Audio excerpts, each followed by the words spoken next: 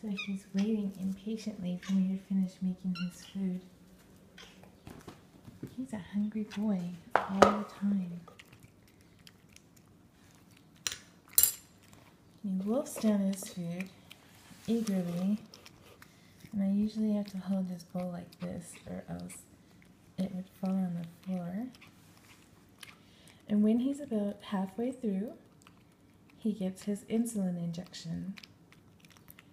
And he is such a good boy about that. So I'm going to get that insulin injection out of the fridge while waiting for him to finish half of his food.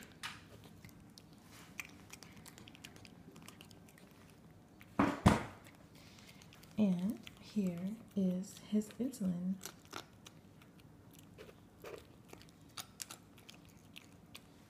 And he's a very shy kitty, so it was kind of a concern that we might not be able to find him. Fortunately, he's a very hungry kitty, and so the sound of opening the can and getting his food ready usually brought him around right away.